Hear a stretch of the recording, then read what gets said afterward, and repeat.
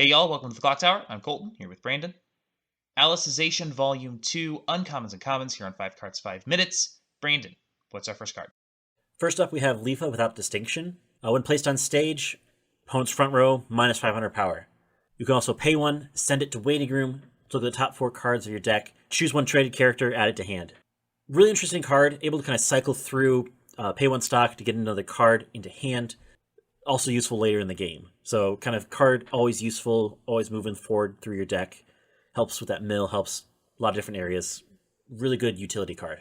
I don't know if this is going to see any actual play, but it's at least decent.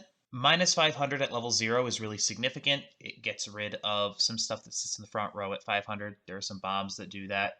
It also, 500 power is a lot of power when nothing really gets bigger than 4,000. So this can help win board. It's also pretty easy to put into an open lane. It's basically less good Shido from Dal. I don't know if it's good enough to actually see play. This card, however, definitely will see play. Asana to Kirito is a level 0 500 power. Your other level 1 combo gains this ability. On attack, look at the top card, either put it on top or into waiting room, and it gains 1,000 power. It is, of course, also bonds to the level 1 combo. It's a pay 1 bond. It also gives on attack Scry and additional power to an underpowered level 1 combo. Being able to get your level 1 combo very effectively with the bond, I think is very important. Giving additional power to it, as well as the ability to get cards into waiting room for the salvage combo, goes hand in hand with what you need for the Kirito. Especially puts that up to about that 7-5 with 2 8-5 power range. Next up we have Hometown Sky Alice.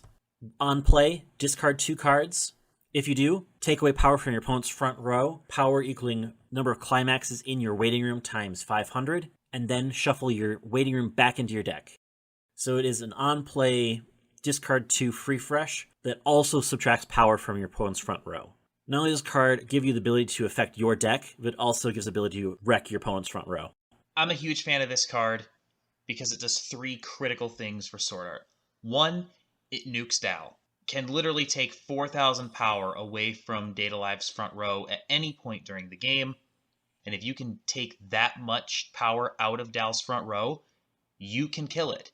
It's a heavy cost, you're pitching 2, but the second thing that it does is that it can get those climaxes out of your hand and into your next deck because the discard happens before the refresh, so you can discard climaxes and then send all those climaxes back into your deck without taking refresh damage. That's huge. And thirdly, it helps Sword Art win board at level 1 because the level 1 combo is just too small. Even with the back row piece we already talked about, it only gets up to 7-5 if you have 1 copy of that. That's not enough to deal with standby. This lets it deal with standby as well as any other oversized level 1 or level 2 board. This is going to keep Sword Art relevant in standby matchups.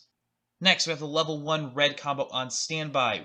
When the standby climax is placed into your climax zone, if this is in the front row and you have another Dark Territory character, you can level down one of your opponent's characters. And when this attacks, it gains plus X for the turn. X equals 500 times your opponent's characters. Level down is nice, but there's no other plussing here. It literally just wins board temporarily. And because it's so small on defense, it's going to immediately lose board. So this can disrupt other standby decks, but it's not going to do a whole lot to win you board. Yeah, no, I just think it's a really interesting idea to have level down as a climax combo. Because we've seen level down in a couple different places now. We've seen it on an event with My Little Shido. We've seen it on a character combo list with Beaufrey, and now we're seeing it here with a level 1 combo with Standby. Last up, we have this event, War of the Underworld. To play this event, you need 5 characters on field to be able to remove them from field to deal 1, then deal 2, then deal 3 damage to your opponent. Very similar to the Atrocity combo in Beaufrey. So it is a very expensive cost. Being able to play this and do something else could be pretty powerful if you have the resources to pull it off. It will show up as a one-of in some deck and specifically ruin your day, yes you, at your next locals. That's all that this card is designed to do.